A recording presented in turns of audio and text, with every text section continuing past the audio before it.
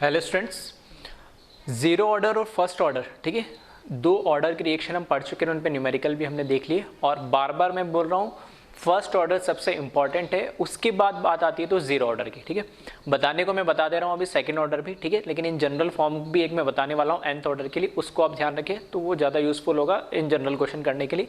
और specific numerical की बात करें तो फर्स्ट ऑर्डर सबसे इंपॉर्टेंट है, जिसपे मैंने प्रॉपर पूरा एक वीडियो लेक्चर बनाया न्यूमेरिकल पे, ठीक है। तो हम स्टार्ट करते हैं second order reaction. Second order reaction क्या है? Those reaction in which rate of reaction depend upon second power of concentration, ठीक है। तो रेट लॉ एक्सप्रेशन के अंदर अगर हमारे पास कंसंट्रेशन की पावर एक रिएक्टेंट हो, एक से ज्यादा हो, सबका समेशन मिलके कितना आ रहा है, 2 आ रहा है, तो कहलाएगी सेकेंड ऑर्डर रिएक्शन। एग्जाम्पल के लिए हमेशा की तरह मैंने एक रिएक्टेंट एक प्रोडक्ट ले लिया, इनिशियल कंसंट्रेशन इसकी A0 हो गई, इसके 0 प्रोडक्ट अभी बनानी है। किसी भी टाइम t पे इसकी कंसंट्रेशन AT है जो कि A0 माइनस x मान लिया, और इसकी कंसंट्रेशन BT है जो कि x बन जाएगा। फिर हमें पता है कि हम इसको कैसे लिख सकते हैं, rate of reaction. Rate of reaction को कैसे लिख सकते हैं, माइनस dA अपॉन dt भी लिख सकते हैं, dA अपॉन dt भी लिख सकते हैं। और rate of reaction, overall rate of reaction को कैलकुलेट करेंगे तो वो क्या आएगा, dx अपॉन dt आएगा, ठीक है। माइनस dA अपॉन dt से कर लो तो भी dx अपॉन dt आना है, और dB अपॉन dt से कर लो तो भी dx अपॉन dt आना है। अब पहला फॉर्म या पहली इक्वेशन की बात करूं, क्योंकि हमने सेकेंड ऑर्डर डिफाइन कर दिया, तो R इक्वल्स टू के ए कंसंट्रेशन की पावर 2, या मैं ऐसे भी लिख सकता हूं k इंटू ए टी की पावर 2, या ए टी की जगह क्या लिख दूं मैं, k into A not minus x की पावर 2, ठीक है। कुछ भी हम लिख सकते हैं किसी भी फॉर्म में, इसको मैंने नाम दे दिया फर्स्ट इक्वेशन, सही है।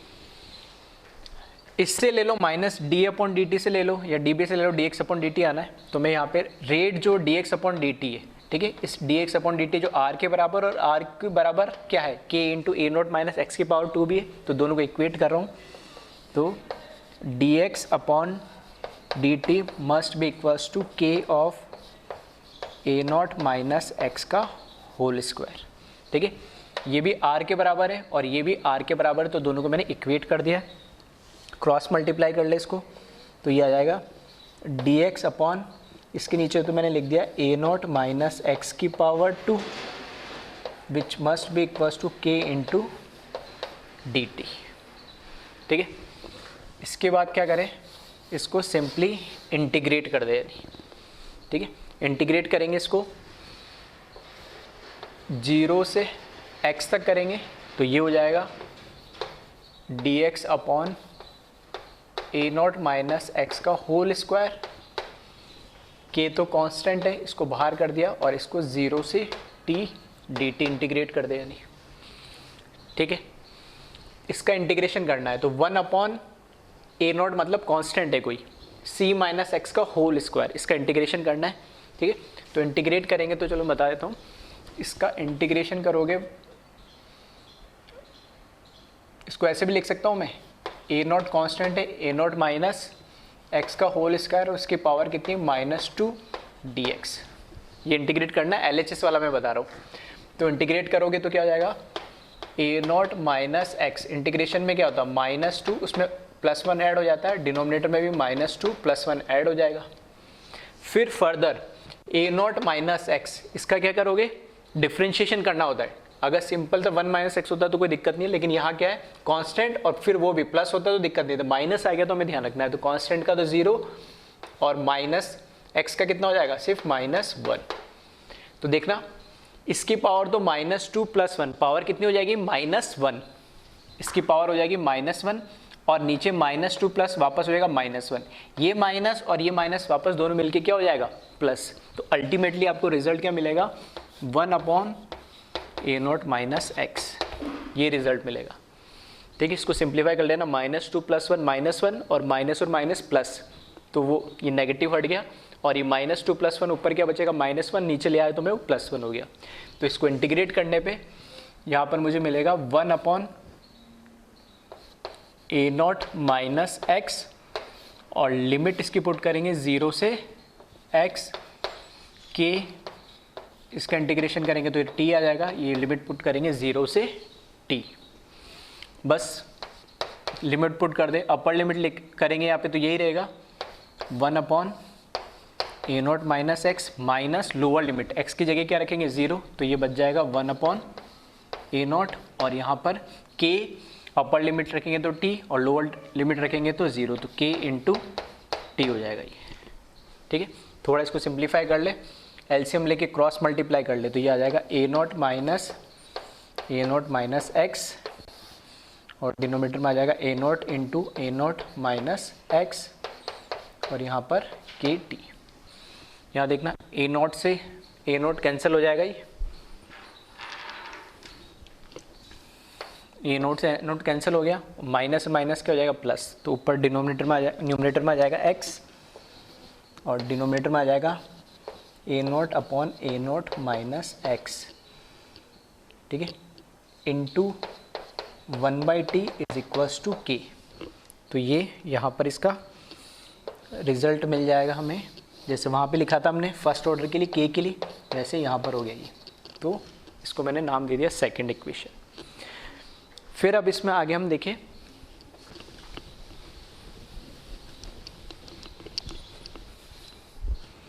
ठीक है, तो ये तो मिल गया मेरे को सेकंड ऑर्डर के लिए। अब इसमें हमें क्या देखना है, जैसे हम देखते थे लाइफ टाइम ऑफ रिएक्शन। ठीक है, तो लाइफ टाइम ऑफ रिएक्शन जब हम बात करते हैं तो लाइफ टाइम ऑफ रिएक्शन का मतलब है कि जब रिएक्शन क्या हो जाए, कंप्लीट हो जाए, जिसको हम TLT या T100 से रिप्रेजेंट करते हैं, दैट मीन्स सारा रिएक्टेंट प्रोडक्ट में कन्वर्ट हो जाए। तो at T equals to TLT जो A0 होगा वो क्या हो जाएगा 0 हो जाएगा, और जो X हो जाएगा उसको क्या बोल सकते हैं A0 हो जाएगा। मतलब ये जो A0 है सारा रिएक्टेंट 0 हो जाएगा, या फिर मैं ऐसे बोलता हूँ जो X है वो सारा क्या प्रोडक्ट में जितना रिएक्टेंट सारा प्रोडक्ट में कन्वर्ट हो जाएगा, मतलब X इसके बराबर हो जाना चाहिए A0 के। तो इसमें रख दे, कहीं पे भी कुछ भी रख दे। ठीक है, अगर मैं रखता हूँ X बराबर क्या A0, तो यहाँ पर देखना A0 upon A0 minus A0 into 1/k कर दूँ, क्योंकि मुझे t चाहिए था, तो इसको k को नीचे लेगा और t को इधर लेगा, इज इक्वल्स टू TLT। तो यहाँ से देखोगे A0 से A0 ये तो कैंसिल हो गया, 1/A0 माइनस A0 क्या हो जाएगा 0, और 1/0 क्या हो जाएगा इनफाइनाइट। ठीक है, तो लाइफ टाइम जो होगा, जो लाइफ टाइम होगा सेकेंड ऑर्डर का, वो भी क्या होगा इनफाइनाइट होगा। यानी तो life time of reaction of second order is also infinite. Half life time देखिए इसमें,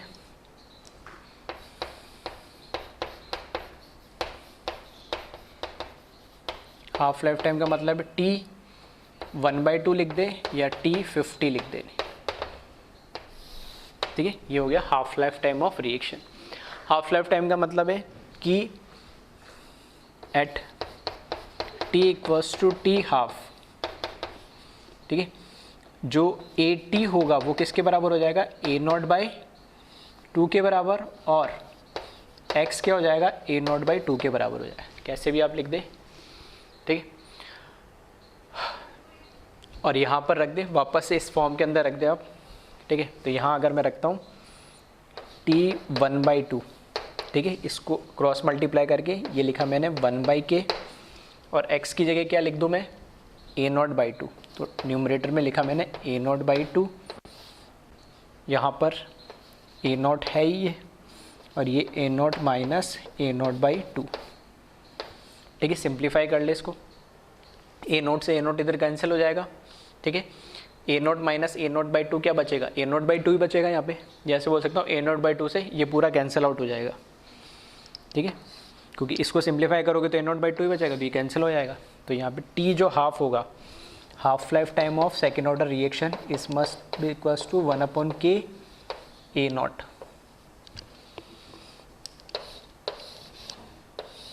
ठीक है, इसको मैंने थर्ड दे दिया, ये लाइफ टाइम ऑफ रिएक्शन और ये half life time of reaction of second order. ठीक है, तो सारे रिजल्ट हमने इसके कैलकुलेट कर लिए। तो एक बार फिर से देख लेना, थोड़ा सा इंटीग्रेशन वाला पार्ट है। वैसे तो second order reaction board exam में पॉसिबल नहीं पूछे, ठीक है, तो जेई मेंस या एडवांस के हिसाब से आप देख सकते हो। नीट में भी मैं एक जनरल फॉर्म बता दूंगा, उससे भी काम हो जाएगा। फिर भी स्पेसिफिक सेकंड ऑर्डर के लिए मैंने एक बता दिया एक्स्ट्रा चीज़, तो आप चाहो तो इसको ध्यान रख सकते हो। ठीक है, तो इसको आप कॉपी कर लें।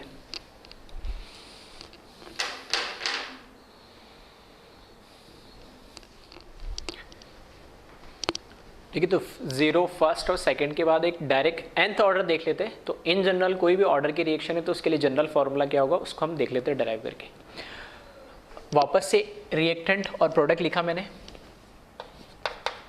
t इक्वल्स टू 0 पे मैंने मान लिया A0 है, फिर t इक्वल्स टू t पे मैंने मान लिया यहाँ पर AT है जो कि A0 माइनस x होगा, और यहाँ पर BT होगा जो कि x के बराबर होगा।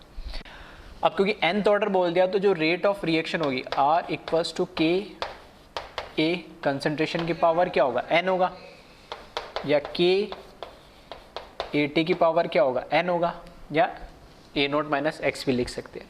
ठीक है, अब दूसरा हमें पता रेट ऑफ रिएक्शन जो है वो इंडिविजुअल रिएक्टेंट और प्रोडक्ट की रेट पे भी से भी हम कैलकुलेट कर सकते हैं। तो ये हो जाएगा dB upon dt which must be equals to dx upon dt।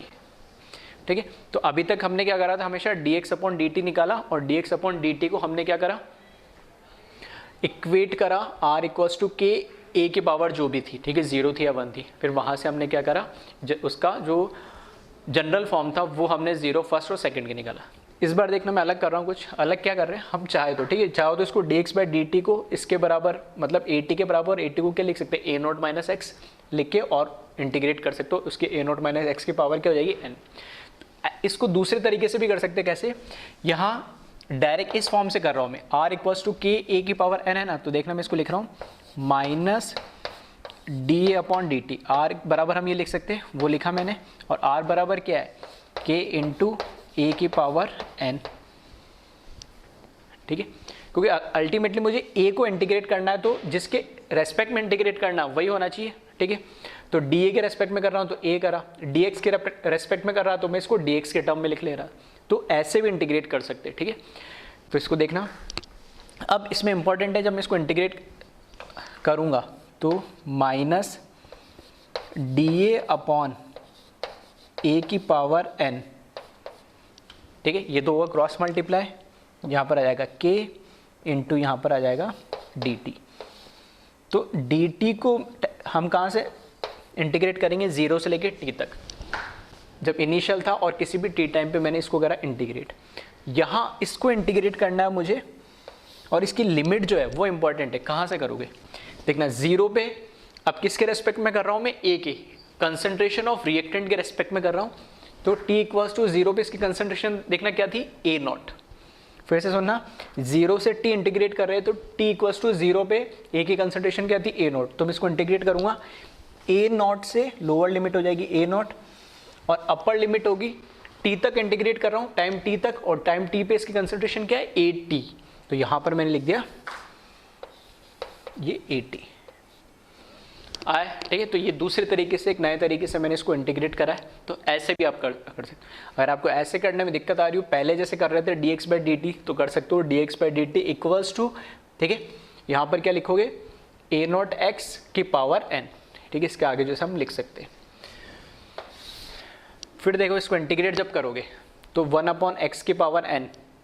ठीक है, वही हो गया इंटीग्रेशन, या मैं इसको ऐसे लिख दूँ, इंटीग्रेशन करना है, नेगेटिव ये बाहर पहले से था, A0 से AT इंटीग्रेट करना है, और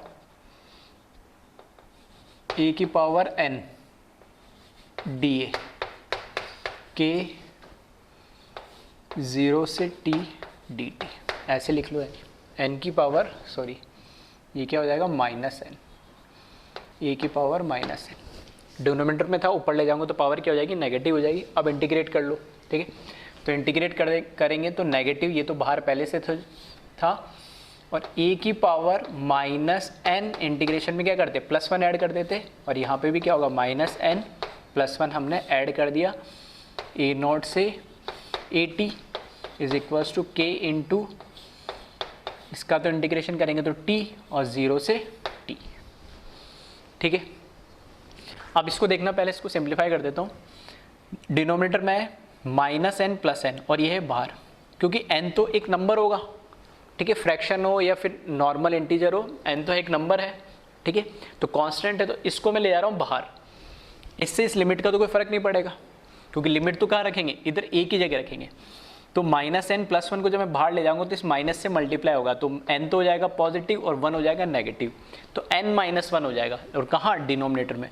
तो इसको 1/n-1 तो मैंने लिखा बाहर ब्रैकेट के, और यहाँ पर अब मैं लिखूंगा लिमिट, अपर लिमिट जब रखूंगा मैं यहाँ पे, ठीक है, तो यहाँ पर हो जाएगा अपर लिमिट रखेंगे तो at की पावर -n+1 माइनस a0 की power -n+1 is equals to k into T. सही लिखा, अपर लिमिट लिखी यहाँ पे लोअर लिमिट लिखी, और ये तो कांस्टेंट है तो उसको मैं ले आया बाहर। इसको पॉजिटिव बनाने के लिए क्या करूँ, डिनोमिनेटर में लिख दूँ, तो 1/n-1 और 1 नीचे आएगा तो atn-1 हो जाएगा। ये पूरी पावर, ये नेगेटिव है, मतलब इसको क्या करो, पूरी को माइनस से मल्टीप्लाई कर दो, नीचे आएगा तो ये प्लस हो जाएगा और ये माइनस हो जाएगा, -1/a0n-1, ठीक है, और इनटू क्या कर लो इसको, के के रेस्पेक्ट में करना है तो 1/t कर लो, और ये हो जाएगा k। तो एक तरीके से ये क्या हो गया, जनरल फॉर्म हो गया। जनरल फॉर्म है किसका,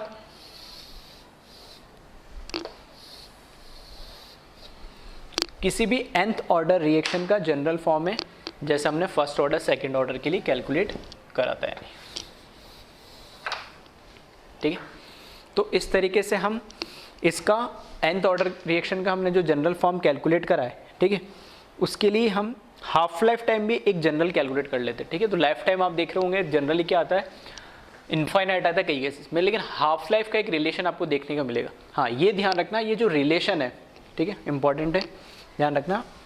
इधर लिख देता हूँ मैं नोट करके, ये जो रिलेशन है ये सारे ऑर्डर पे एप्लीकेबल होगा। 0 पे ट्राई करके देख लेना, सेकंड पे ट्राई कर लेना, लेकिन n not must be equals to 1 first order के लिए एप्लीकेबल नहीं होगा, ये इस चीज़ का ध्यान रखना, ठीक है। n is not equals to 1, ठीक है। फर्स्ट ऑर्डर को छोड़ के किसी भी ऑर्डर पे लगा लेना, ये रिलेशन एप्लीकेबल होगा, सिर्फ और सिर्फ फर्स्ट ऑर्डर पे नहीं लगेगा ये, ठीक है। और आपको समझ में भी आ गया होगा क्यों, क्योंकि वहाँ पे जब आप देखोगे रिलेशन में तो लॉगरिथम आया था, k इक्वल्स टू क्या लिखते, k equals to 1/t ln a0/at, जबकि इसमें लॉगरिथम वाला कोई टर्म है ही नहीं है। तो ये फर्स्ट ऑर्डर के लिए एप्लीकेबल नहीं होगा, फिर से बोल रहा हूँ, फर्स्ट ऑर्डर के लिए एप्लीकेबल नहीं होगा। उसके अलावा 0, सेकेंड, थर्ड, फोर्थ किसी भी ऑर्डर के लिए आप लगा लेना। हाफ लाइफ टाइम की बात करें,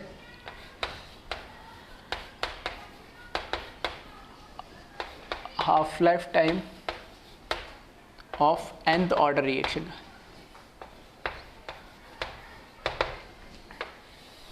तो हाफ लाइफ का मतलब हमें पता ही है, at t equals to t 1/2 पे जो कंसंट्रेशन है, ठीक है, जो at है वो हो जाता है a0/2, क्योंकि इसमें x तो कहीं आ नहीं रहा, at आ रहा है इस बार, तो जो हमारा कंसंट्रेशन हो इनिशियल की क्या हो जाता है, हाफ हो जाता है।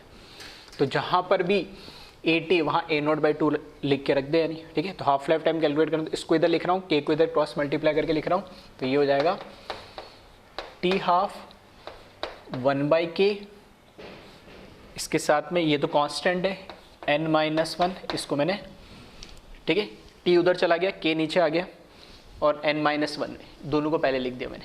यहाँ पे ब्रैकेट वाला टर्म लिख रहा हूँ मैं अब, 1/at की जगह क्या लिखूंगा, a0/2 n-1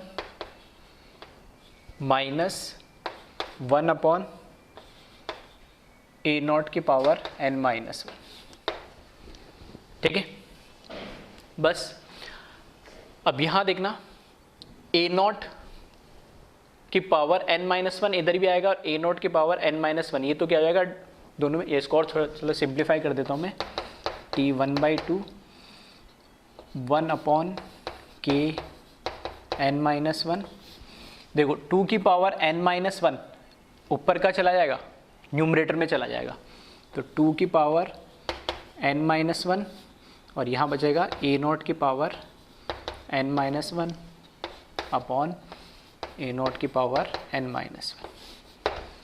अब सही है, जो डिनोमिनेटर में 2 था, न्यूमरेटर की पावर अलग कर दी, डिनोमिनेटर की पावर अलग कर दी, और डिनोमिनेटर जो है वो कहाँ चला जाएगा, ऊपर चला जाएगा न्यूमरेटर में, तो 2 की पावर n-1, और ये दोनों का क्या हो गया, सेम हो गया बेस, दोनों का डिनोमिनेटर सेम हो गया, तो t 1/2 इक्वल्स टू, ठीक है, ये हो जाएगा 2 की पावर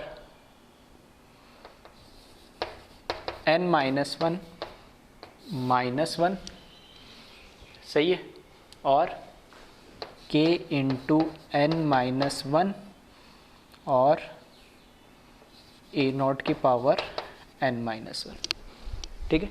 तो यहाँ पर आप देखोगे तो ये आपको, ठीक है, फाइनल आपको t half life of reaction of nth order मिल गया। यानी इसको चाहे तो आप क्रॉस वेरीफाई भी कर सकते हो। यानी कैसे, n की जगह रखना 0 ऑर्डर के लिए चेक करो, तो 0 - 1 क्या होगा 1/2, और 1/2 - 1, ठीक है, -1/2 होगा, और यहाँ क्या रखोगे 0, तो माइनस से माइनस कैंसिल हो जाएगा, 1/2 नीचे आ जाएगा, और n-1 0 - 1 क्या हो जाएगा 0, मतलब ऊपर चला जाएगा, तो a0/2 के आ जाएगा ये, ठीक है। इसको सॉल्व करके देख लेना। तो हाफ लाइफ ऑफ 0 ऑर्डर के लिए चेक कर लेना, फर्स्ट ऑर्डर पे अप्लाई मत करना, ठीक है। यहाँ लिख दिया मैंने स्पेसिफिक, जो nth ऑर्डर है ये सिर्फ फर्स्ट ऑर्डर को छोड़ के सेकेंड ऑर्डर के लिए n की जगह 2 डाल के देखना और उसका हाफ लाइफ चेक कर लेना। और इसमें इन जनरल अगर मैं बात करूं, ठीक है, तो यहाँ पे जो हाफ लाइफ ऑफ रिएक्शन है, अगर मैं इनिशियल कंसंट्रेशन से बात करूं, half life of reaction initial concentration जो a0 है उसके कैसे इन्वर्सली प्रोपोर्शनल है a0 अपॉन n-1 हाफ। ये न्यूमेरिकल सॉल्व करने में भी काम आता है, आगे एक मेथड है ऑर्डर को कैलकुलेट करने का, ठीक है, वो मैं बताऊंगा तो उसमें काम आएगा। तो ध्यान रखना, half life of reaction of general 1/a0 n-1, 0 रखूंगा तो a0 की पावर -1 तो ऊपर चला जाएगा, तो half life of 0 order reaction is directly proportional to initial concentration. ये हमने पढ़ाई था और चेक कर लेना रिजल्ट। सेकंड फर्स्ट ऑर्डर पे अप्लाई नहीं होगा, फिर से बोल रहा हूँ बार बार, सेकंड ऑर्डर के लिए चेक करना। यहाँ रखूंगा मैं 2, तो 2 - 1 1, तो half life of second order reaction is inversely proportional to initial concentration. अभी देख लेना जो हमने डिराइव करा, ऐसे थर्ड फोर्थ सबसे अप्लाई हो जाएगा, सिर्फ फर्स्ट ऑर्डर पे ये रिजल्ट नहीं लगता है, थोड़ा बस इस चीज़ का आप ध्यान रखना है, ठीक है। तो इसको आप कॉपी कर लें।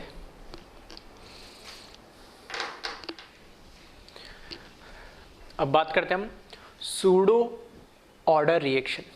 सूडो ऑर्डर रिएक्शन का मतलब क्या है कि जो उसकी रेट, या मैं ऐसे बोल सकता हूँ रेट लॉ एक्सप्रेशन के अकॉर्डिंग जो उसका ऑर्डर होना चाहिए वो ऑर्डर ना होके कोई दूसरा ऑर्डर होता है। मतलब अगर मेरे को रेट लॉ एक्सप्रेशन में सेकंड ऑर्डर दिख रहा है लेकिन एक्चुअल में फर्स्ट ऑर्डर आ रहा है, दैट मीन्स वो सूडो मतलब फॉल्स ऑर्डर दिखा रहा है, ठीक है। तो वो क्यों होता है वो भी देखेंगे, और क्या क्या एग्जाम्पल है उसकी भी हम बात करते हैं, ठीक है। तो सूडो ऑर्डर रिएक्शन का मतलब क्या है, reaction in which kinetics of reaction is studied by decreased order are known as pseudo order of reaction. जो भी इसकी काइनेटिक्स होती है जो एक्चुअल में होनी चाहिए उससे कुछ कम उसका ऑर्डर ऑफ रिएक्शन आता है, नहीं, ठीक है। और ऐसा क्यों होता है, तो उसके दो स्पेसिफिक मेजर रीजन है। पहला रीजन है such type of reaction occurs due to, पहला लिखा है any particular reactant is in access.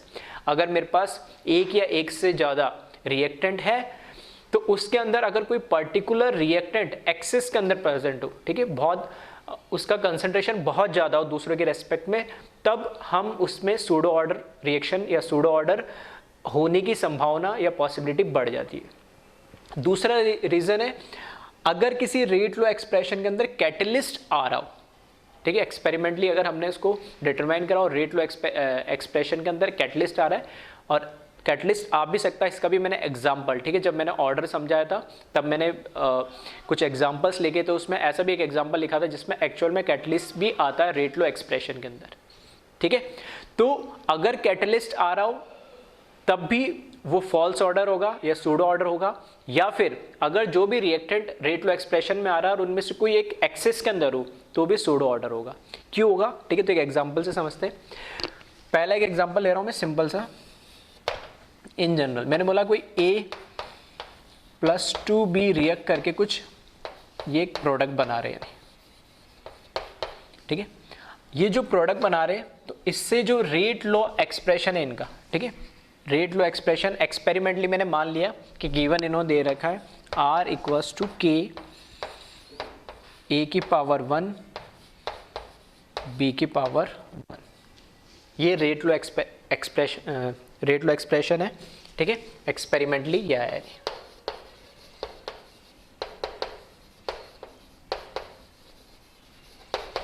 लेकिन मैंने क्या करा, इसके अंदर अब चेंज कर दिया, मैंने चेंज ये कर दिया कि मैंने लिख दिया जो B की कंसंट्रेशन है वो एक्सेस के अंदर है। B क्या है, एक्सेस अमाउंट में प्रेजेंट है इस रिएक्शन के अंदर। अब देखो रेट लॉ एक्सप्रेशन हमें बताता क्या है, रेट लॉ एक्सप्रेशन हमें ये बताता है कि कंसंट्रेशन चेंज होने से, क्योंकि इस तरह के क्वेश्चन हम कर भी चुके, कंसंट्रेशन के चेंज होने से रेट पे, रेट ऑफ रिएक्शन पे क्या इंपैक्ट पड़ता है, यही तो हमें रेट लॉ एक्सप्रेशन बताता है। तो अगर मैं कह रहा हूं ये एक्सेस अमाउंट में, यानी बी मैंने बहुत ज्यादा अमाउंट में ले लिया, तो क्या इसकी कंसंट्रेशन चेंज होगी कभी? मतलब प्रैक्टिकली अगर मैं बात करूं तो कंसंट्रेशन मैंने अगर यहां पर इसका 1 ग्राम लिया और इसका ले लिया मैंने, ठीक है, 1 लाख ग्राम ले लिया, ये 1 kg है तो ये 1 लाख kg ले लिया, तो इतना बड़ा अमाउंट है, अगर इसके रेस्पेक्ट में 1:2 रेशियो में रिएक्ट भी कर जाएगा तो बी की कंसंट्रेशन में बताओ कोई ज्यादा फर्क पड़ेगा क्या? नहीं पड़ेगा ना के बराबर फर्क पड़ेगा, जिसको हम बोल सकते हैं ऑलमोस्ट कांस्टेंट रहेगी इसकी कंसंट्रेशन, उससे कुछ फर्क भी नहीं पड़ेगा। भाई 1 लाख ग्राम में से आपने 1 ग्राम निकाल भी दिया, ये 2 ग्राम निकाल भी दिया, तो क्या फर्क पड़ेगा? कुछ ना के बराबर फर्क पड़ेगा, तो उसको हम बोलते हैं एक्सेस अमाउंट में। तो वो जो एक्सेस में जो भी रिएजेंट या रिएक्टेंट आपको दे रखा है, तो उसकी कंसंट्रेशन एक्चुअल में प्रैक्टिकली देखा जाए तो क्या होता है, कांस्टेंट रहती है। और अगर कंसंट्रेशन अगर कांस्टेंट रहेगी तो रेट ऑफ रिएक्शन को कैसे इंपैक्ट करेगा? नहीं करेगा। वो आ रहा बात, रीजन समझ में? रीजन क्या है कि जो भी रिएक्टेंट एक्सेस अमाउंट में प्रेजेंट होता है उसकी कंसंट्रेशन चेंज होने से रेट पे कोई इंपैक्ट नहीं पड़ रहा है, क्योंकि उसकी जो कंसंट्रेशन है ना के बराबर चेंज हो रही है, जिसको अप्रोक्सीमेटली हम क्या मान के चलते हैं, कांस्टेंट।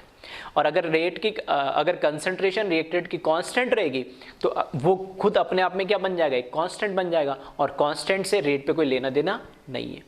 तो ऐसे केस में हम क्या करते हैं, मैं बोलूंगा due to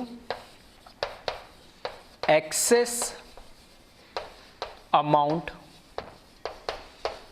of B, concentration remain constant throughout reaction। ठीक है, तो इसको मैं एक कांस्टेंट जैसे काउंट करूंगा कंसंट्रेशन, तो मैं ऐसे बोल सकता हूं एक नया कांस्टेंट जिसको मैं नाम दिया K डैश। तो ये K जो है रेट कांस्टेंट, ये तो कांस्टेंट था ही, मल्टीप्लाई कर दिया मैंने इसको कंसंट्रेशन ऑफ बी से। ये तो अपने आप में कांस्टेंट था, लेकिन इसकी कंसंट्रेशन भी हम क्या मान के चल रहे, कांस्टेंट, क्योंकि बहुत ज्यादा एक्सेस अमाउंट में जो चेंज नहीं हो रही है टाइम के साथ बहुत ज्यादा कोई ड्रास्टिकली, तो इसका रेट पे कोई इंपैक्ट पड़ ही नहीं रहा। तो मैंने एक नया कांस्टेंट इंट्रोड्यूस कर दिया K डैश, और वो किसके बराबर है, K into concentration of B. तो अब जो मेरा रेट लो एक्सप्रेशन होगा वो क्या हो गया, R equals to K dash into concentration of A की पावर 1। अब इसका ऑर्डर ऑफ द रिएक्शन, यहां ऑर्डर ऑफ द रिएक्शन 1 + 1 कितना आ रहा था, 2। अब इसका ऑर्डर ऑफ द रिएक्शन कितना आ रहा है, 1।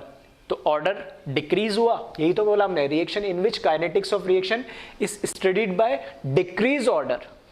ठीक है, तो ऑर्डर डिक्रीज क्यों हो रहा है वो रीजन भी बता दिया, और किस तरीके से होगा वो भी मैंने समझा दिया। ठीक है, तो एक ये इन जनरल एग्जाम्पल लिया था। हाँ, ये तो बात हुई पहला वाला एग्जाम्पल, जब कंसंट्रेशन किसी रिएक्टेंट का क्या हो, एक्सेस अमाउंट में। अच्छा, कैटलिस्ट वाला देख लेते अपन। तो कैटलिस्ट के अंदर तो आपको मैं प्रैक्टिकल एग्जांपल, ठीक है, ये फर्स्ट मान लो इसको, ठीक है, इसमें तो हम प्रैक्टिकल एग्जांपल जो मैंने पहले एक बार जिक्र भी करा था लास्ट लेक्चर में, पिछले 1-2 लेक्चर में, जब हम फर्स्ट ऑर्डर पढ़ रहे थे, मैंने बोला था एसिडिक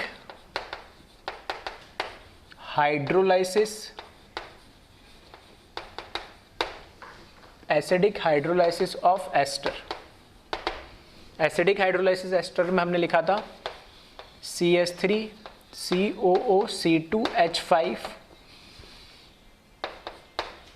हाइड्रोलाइसिस मतलब H2, एसिडिक मीडियम मतलब H+ लिख दिया मैंने, तो क्या बना लेगा ये CH3 COO H plus C2H5OH, acid plus alcohol बना लेगा। ठीक है, तो एस्टर का जब हम हाइड्रोलाइसिस करेंगे एसिडिक मीडियम के अंदर तो वाटर के साथ रिएक्ट करके वो हाइड्रोलाइज होके एसिटिक एसिड प्लस इथेनॉल बना लेगा। यानी ये प्रैक्टिकल एग्जांपल है, मतलब हम बोल सकते हैं रियल लाइफ एग्जांपल है किसका, सूडो फर्स्ट ऑर्डर, ये मैं बोलता हूँ सूडो ऑर्डर रिएक्शन। अच्छा, नाम कैसे दिया उसकी बात कर लेते हैं। ठीक है, जैसे ये रिएक्शन क्या है, अभी कितने ऑर्डर की रिएक्शन थी, सेकेंड ऑर्डर की रिएक्शन थी, अब कितने क्या हो गई, ये फर्स्ट ऑर्डर रिएक्शन हो गई। ये अब क्या बन गई है, फर्स्ट ऑर्डर बन गई। तो अब इसको बोलेंगे कैसे, इसका नाम इस तरीके से बोला जाता है कि जो ऑर्डर अब हमें समझ में आता है या जो ऑर्डर हमें दिख रहा है अभी, ठीक है, ऑर्डर क्या दिख रहा है अभी मेरे को, फर्स्ट ऑर्डर दिख रहा है, तो मैं इसको क्या बोलूंगा, फर्स्ट ऑर्डर है नहीं एक्चुअल में, कौन सी है ये, सूडो फर्स्ट ऑर्डर।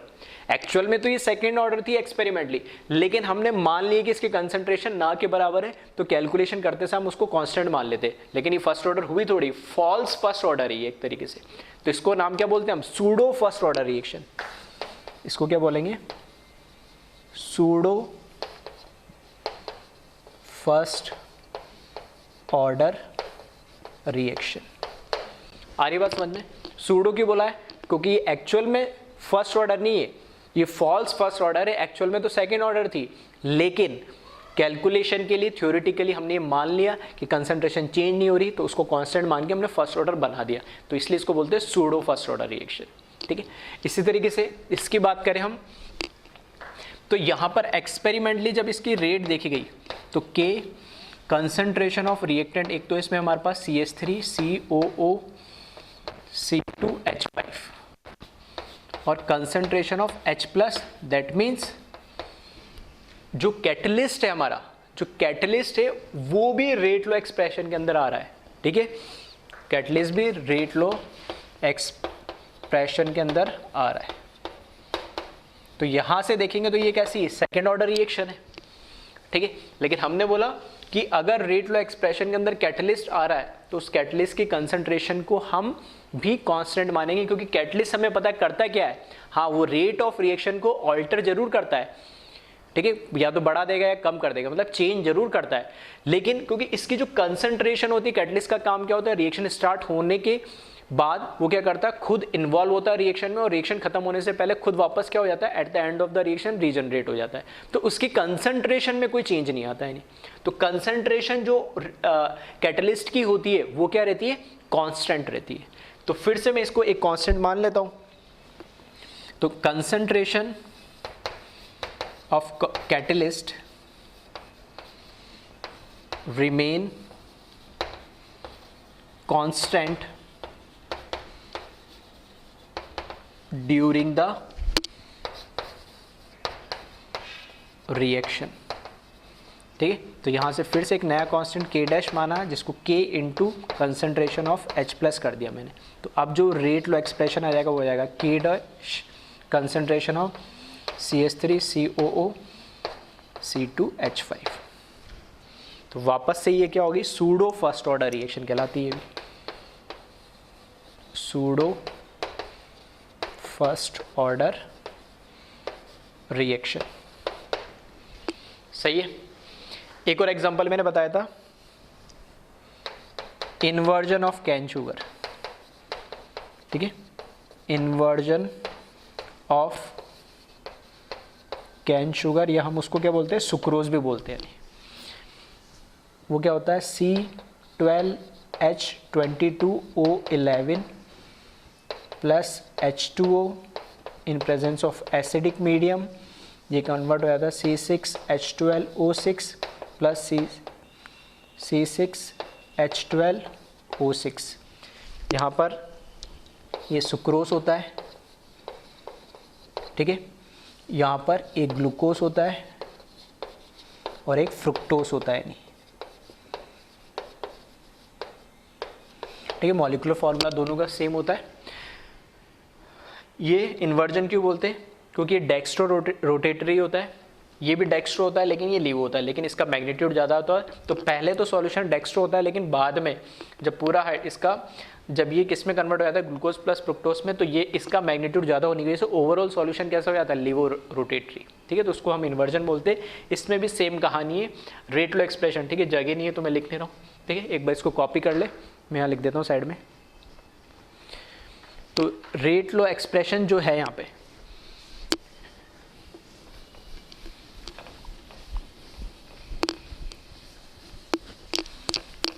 इस केस में रेट लो एक्सप्रेशन जो होगा वो लिखा जाता है experimentally R equals to concentration of C12H22O11 और कंसंट्रेशन ऑफ कैटलिस्ट। ये वापस से एक्सपेरिमेंटली है, लेकिन क्योंकि कैटलिस्ट की कंसंट्रेशन चेंज नहीं होती है तो हम इसको क्या मान लेते हैं, कांस्टेंट। तो एक नया कांस्टेंट K डैश इंक्लूड करा, तो यहाँ से नया रेट लो आ जाएगा वो K डैश C12H22O11। ठीक है, और फिर से सूडो फर्स्ट ओवर। तो ऐसा कोई ज़रूरी नहीं है कि हर बार सूडो फर्स्ट ऑर्डर रिएक्शन ही आएगी। ये बस मैंने समझाने के लिए दो, तो ये प्रैक्टिकल एग्जाम मतलब रियल लाइफ एग्जाम्पल हम बोल सकते हैं इसको। उसके अलावा ठीक है, अगर किसी रेट लो एक्सप्रेशन में कैटलिस्ट आ रहा है तो उसको हटा देना, उसके कंसंट्रेशन, और जो ऑर्डर बचेगा उसको काउंट कर लेना। और अगर हमें एक से ज़्यादा, ठीक है, एक से ज़्यादा मुझे क्या दे रखे, रेट लो एक्सप्रेशन में रिएक्टेंट दे रखे और किसी के नीचे एक्सेस लिख रखा है, तो उसको हटा देंगे यानी।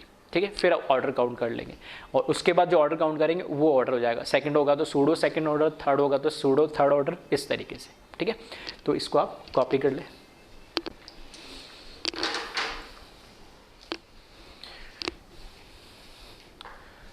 ठीक है, अब कुछ हम मेथड पढ़ने वाले जिससे हमें क्या ऑर्डर ऑफ रिएक्शन कैलकुलेट करना है नहीं। ठीक है, तो थ्योरेटिकली कैसे हम ऑर्डर कैलकुलेट कर सकते हैं किसी भी रिएक्शन के, तो उसके हम कुछ मेथड देखेंगे। फर्स्ट मेथड है इनिशियल रेट मेथड। ठीक है, तो कुछ थ्योरी वोरी कुछ नहीं है इसमें, इसमें न्यूमेरिकली पूछा जाता है। और क्या मेथड है, तो मैं इसको एक क्वेश्चन के फॉर्म में लिखा है, तो एग्जांपल से ही मैं समझा देता हूँ, वो ज़्यादा बेटर है, आपको इजीली समझ में आएगा, क्योंकि इसमें कुछ थ्योरेटिकल नहीं आएगा, न्यूमेरिकली आता है और वो इस तरीके से आपको देखने मिलेगा। अब इसमें होता क्या है, आपको इस तरीके से टेबुलर फॉर्म में कुछ डेटा लिखे हुए होंगे क्वेश्चन के अंदर। क्या डेटा लिखे होंगे, ये एक्चुअल में एक्सपेरिमेंटल वैल्यूज है यानी। ठीक है, तो यहाँ मैंने लिखा है EXP मतलब एक्सपेरिमेंट। ठीक है, जगह नहीं थी तो मैंने शॉर्ट में लिखा है, चाहो तो आप पूरा लिख लेना। एक्सपेरिमेंट नंबर है 1 2 3। ठीक है, ऐसे 1 2 3 4 5 6 कितने भी एक्सपेरिमेंट हो सकते हैं। ठीक है, यहाँ पर A0 मतलब हमें दिख रहा है for the reaction A + B product बन रहा है, तो following initial rate data are given. Initial rate क्या होता है मैं ऑलरेडी बता चुका हूँ, जब जस्ट रिएक्शन स्टार्ट हो रही होती है T = 0 पे। ठीक है, तो वहाँ पर जो रेट होती है उसको हम बोलते हैं इनिशियल रेट। तो जस्ट रिएक्शन स्टार्ट होने से मतलब इनिशियल मैंने कंसंट्रेशन A की ये लिए, B की ये लिए और इनिशियल रेट उस टाइम। ठीक है, यूनिट मैंने लिखी नहीं है, क्वेश्चन में लिखी हुई होगी यूनिट, तो परेशान मत हो ना। ठीक है, तो यहाँ पर इसकी इनिशियल कंसंट्रेशन A की ये ली, B की ये ली, तब उसकी इनिशियल रेट इसने कैलकुलेट करी तो ये आ रही। तो ये एक्सपेरिमेंटल है, हमने कैलकुलेट नहीं करना है, ना हमारा कोई इसकी ज़रूरत है। सेकेंड एक्सपेरिमेंट में अब इसकी कंसंट्रेशन इसने चेंज करके 4 × 10⁻² कर दी, इसकी कंसंट्रेशन वही रखी है, तो इसने देखा इनिशियल रेट चेंज हो गई है। फिर इसने इसकी कंसंट्रेशन A की बदल दी, B की बदल दी, तो इनिशियल रेट। इस तरीके से एक्सपेरिमेंटल डेटाज हमें दे रखे, इसकी हेल्प से हमें कैलकुलेट करना है। तो फर्स्ट ही मैंने लिख दिया order of reaction. Order of reaction मुझे पता लग जाए तो मैं रेट लो एक्सप्रेशन भी लिख सकता हूँ, तो वो भी लिख दिया, और रेट कॉन्स्टेंट भी लिख सकता हूँ, तो वो भी मैंने लिख दिया। तो सबसे पहला काम इसमें हमें रिएक्शन के अंदर जितने भी, अब हमें कैसे पता लगेगा कि कौन सा रिएक्टेंट लेना ही लेना। देखो रिएक्शन में A + B दोनों लिख रखा है, तो 2 रिएक्टेंट है। जितने जो भी रिएक्टेंट के बारे में हमें डेटा दे रखो, अगर यहाँ पे मैं मान लेता हूँ 4 रिएक्टेंट होते हैं, चारों रिएक्टेंट के बारे में डेटा दे रखा होता, तब मैं चारों को मैं इनिशियली कंसिडर कर लूंगा रेट लो एक्सप्रेशन में। अगर 3 के बारे में डेटा दे रखा होता तो मैं 3 को ही कंसिडर करता। अभी मेरे को 2 के बारे में दे रखा तो मैं 2 को ही करूंगा।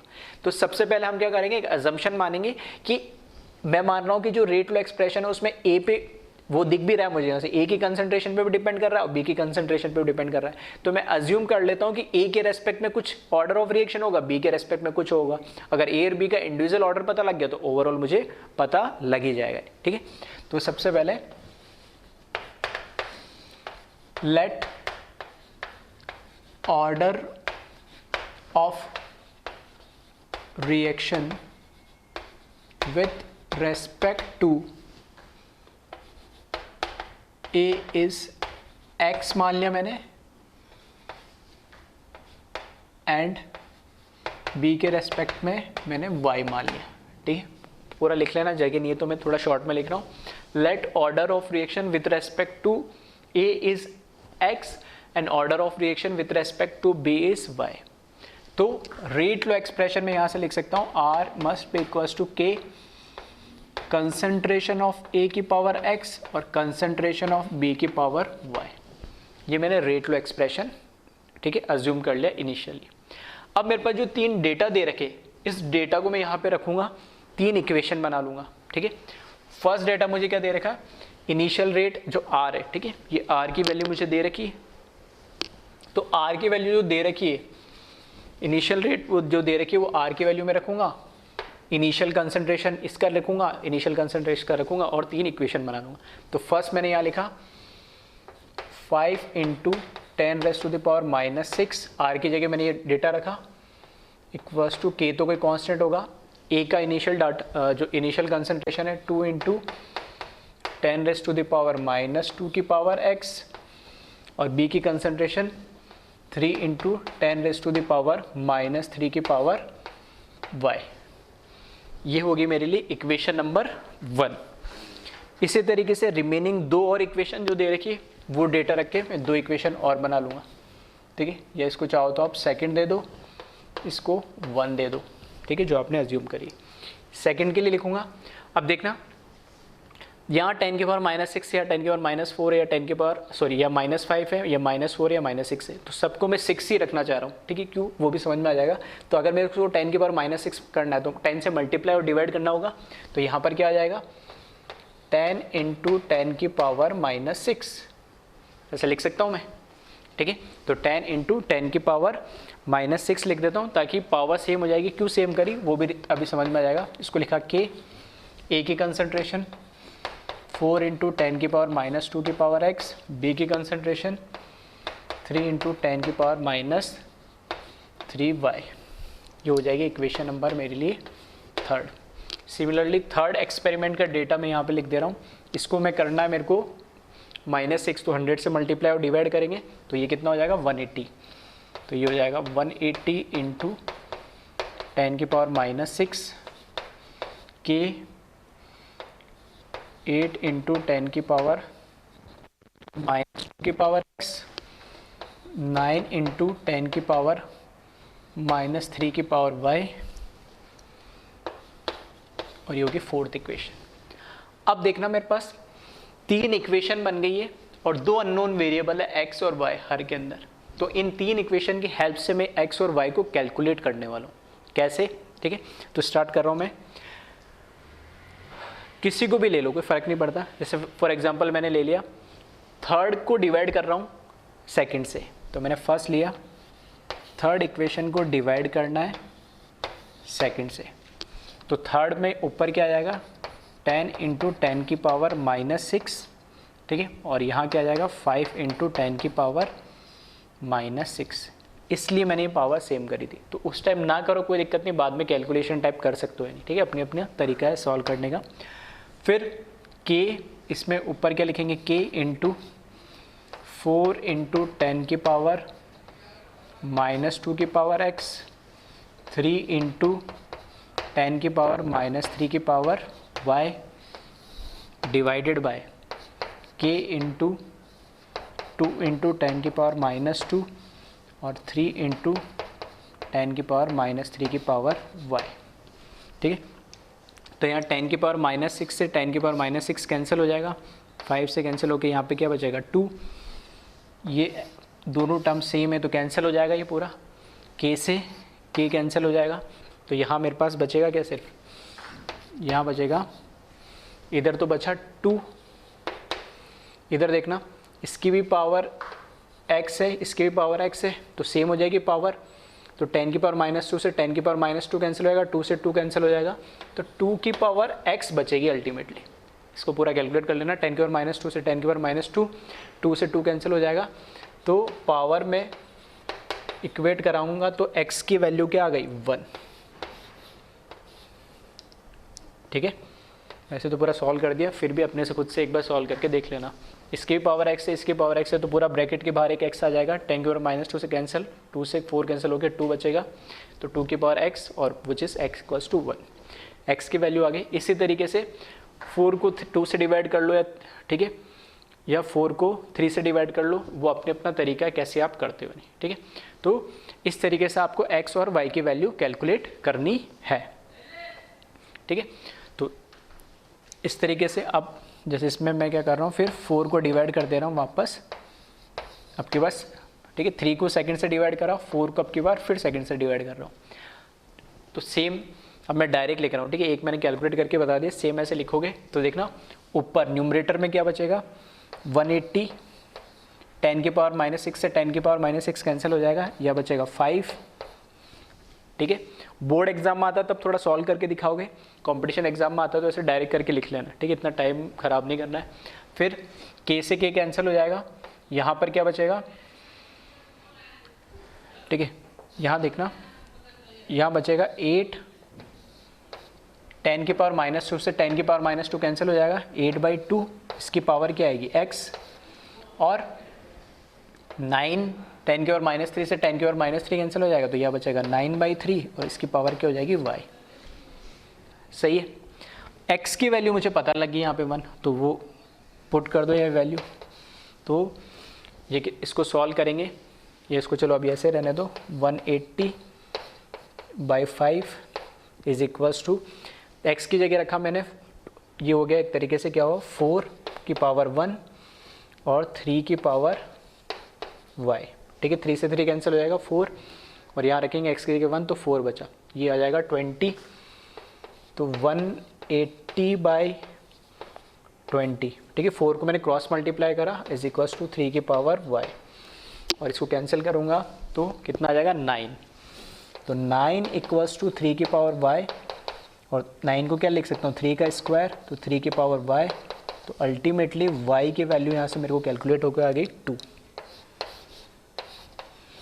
तो x और y की वैल्यू क्या हो गई मुझे पता लग गई, बस x और y की वैल्यू पता लग गई तो क्वेश्चन हो गया ख़त्म। तो ठीक है, पहली बार बताया था इसलिए मैंने एक एक चीज़ लिख के दिखाई थी। एग्जाम में डायरेक्ट कर सकते हो, ठीक है, और डायरेक्ट कर सकते हो, डायरेक्ट कर लेना, थोड़ा सा बस समझ में आ जाए इसलिए मैंने लिख दिया। अब ठीक है, एक बार इसको वीडियो पॉज करके कॉपी कर लेना। ठीक है, क्वेश्चन मैं रब कर रहा हूँ क्योंकि अब उसका काम खत्म हो गया, यहाँ तक मेरे को इसकी ज़रूरत थी। इक्वेशन बनानी होती है इस एक्सपेरिमेंटल डेटा को यूज़ करके, उसके बाद ठीक है।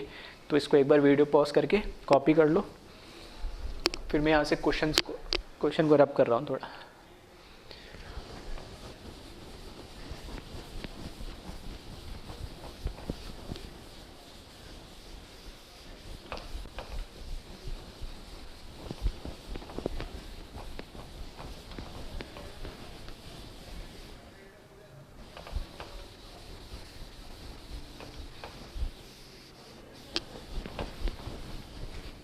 ठीक है, तो फर्स्ट पार्ट पूछा है इसने ऑर्डर ऑफ द रिएक्शन। तो अब मैं लिख सकता हूँ, ये रेट लो इक्वेशन लिखा, एक्स और वाई की वैल्यू मुझे पता लगी। तो फर्स्ट पार्ट हो गया इसमें R इक्वल्स टू के, ए की पावर क्या हो जाएगी 1 और बी की पावर क्या हो जाएगी 2। ठीक है, ये तो हो गया सेकेंड पार्ट। फर्स्ट पार्ट क्या होगा, ऑर्डर ऑफ रिएक्शन,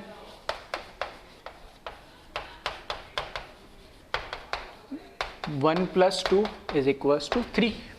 तो फर्स्ट और सेकंड पार्ट हो गया। रेट लो एक्सप्रेशन मैंने लिख ही दिया। रेट कांस्टेंट कैलकुलेट करना है, ठीक है। तो रेट कांस्टेंट कैलकुलेट करना है तो मुझे के की वैल्यू पता होनी चाहिए। तो किसी भी फर्स्ट सेकंड थर्ड किसी भी इक्वेशन में क्या करो, एक्स और वाई की वैल्यू रखो और उसको कैलकुलेट कर दो तो रेट कांस्टेंट आ जाएगा, ठीक है। तो थर्ड पार्ट के लिए देखें, फ्रॉम, ठीक है, फर्स्ट ही ले लेता हूँ, फ्रॉम इक्वेशन, सॉरी सेकंड, ठीक है, सेकंड यूज़ कर रहा हूँ।